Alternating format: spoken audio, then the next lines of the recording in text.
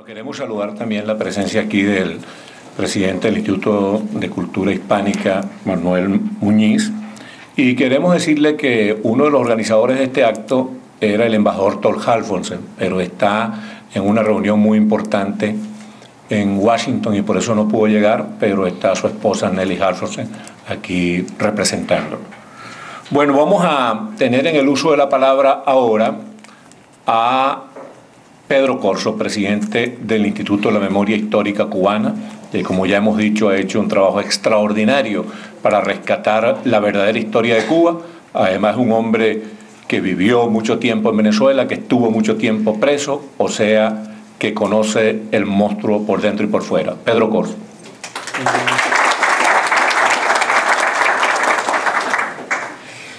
Buenas tardes y gracias.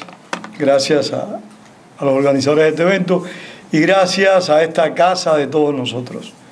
Cada vez que llamamos al Instituto de Estudios Cubanos y hablamos con María Urizar o con cualquiera de los empleados de este lugar, simplemente nos dicen qué día hace falta el instituto. Y ese día lo tenemos. Así que, María, muchas gracias.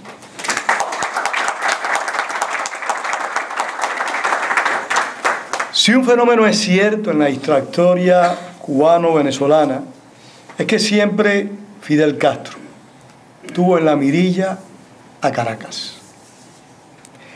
Tal vez porque el eterno dictador cubano siempre tuvo la fijación delirante que su proyecto hegemónico pues solo podía ser viable el día que se apoderara de la capital de Simón Bolívar. Puede ser algo simbólico, puede ser algo real, puede ser parte de esos mitos que se generan estos dictadores, pero es una realidad que siempre Caracas estuvo en su mira. Fue el primer país que visitó. Y es importante destacar que cuando Castro visita a Caracas, lo hace a un año de la triunfante revolución contra Pérez Jiménez. Y esto es más importante todavía. En el año 58, en Venezuela se produce un enero de América, ejemplo de democracia, de cordura, de tolerancia. En el año 59, en Cuba, se produce otro enero de América, todo lo contrario. Un ejemplo de intolerancia, de despotismo, de violación a los derechos humanos. Para muchos esto no iba a ser así. Muchos creían que ambos eneros iban a ir por rumbos similares, por los rumbos de la democracia. Pero no fue así. Y si alguien se percató desde el principio cuál era la naturaleza de Fidel Castro y la naturaleza de lo que Castro pretendía imponer en Cuba y posteriormente extenderlo al resto de América Latina, fue don Rómulo Betancourt. Y si los cubanos tuvimos un aliado firme y consecuente todo el tiempo, fue don Rómulo Betancourt.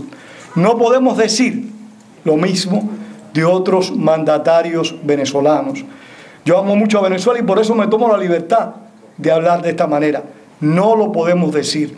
La política de los mandatarios venezolanos en muchas ocasiones primó, se sobrepuso a los principios. Sin embargo, Rómulo Betancourt fue siempre consecuente con lo que él creía y fue capaz, a como diera lugar, de enfrentar el hegemonismo castrista. Mientras en Venezuela, pues la democracia se fortalecía con problemas, con dificultades, como bien dijo uno de los que me precedió, no era perfecto, pero sin duda alguna iba mucho en camino de la perfección porque se estaban haciendo grandes esfuerzos para lograr un país mejor. En Cuba se estaba imponiendo la Pax con X fidelista, la Pax de los cementerios, la Pax de los que no tienen voz, la Pax de los que van a la cárcel por cualquier cosa, por cualquier situación. Las primeras manifestaciones expansionistas del totalitarismo cubano se produjeron en el mismo año 59. Algunos pretenden ver en ese expansionismo castrista expresiones ya en los avanzados 60, cuando el asesino de Ernesto Guevara, y no le podemos decir Che, porque no era amigo de ninguno de nosotros, si no me equivoco, cuando el asesino Ernesto Guevara fue a combatir a Bolivia. No. Desde el año 59, Fidel Castro trató de exportar su modelo de diferentes maneras. Cierto que 3 de esos gobiernos que él atacó en el propio 59 eran dictaduras. Rafael Leónidas Trujillo en República Dominicana, François Duvalier en Haití, Anastasio Somoza en Nicaragua. Pero había una democracia perfectible también, la de Chandy en Panamá. Sin embargo, en todos esos países hubo militares cubanos, miembros del ejército rebelde cubano, cometiendo acciones imperialistas, exportando la revolución. Vale destacar en todo esto, yo creo que soy el primero que quito esto del lugar, sí. Así que me excusas. Es que Alexis me pone nervioso. Si es Venevisión, dámelo acá. Por favor, hay que buscar un lugar. Yo no me di cuenta, perdón. Yo lo aguanto. Hay que destacar que el totalitarismo cubano que todos nosotros, que los cubanos, repito, particularmente conocemos, es algo muy singular.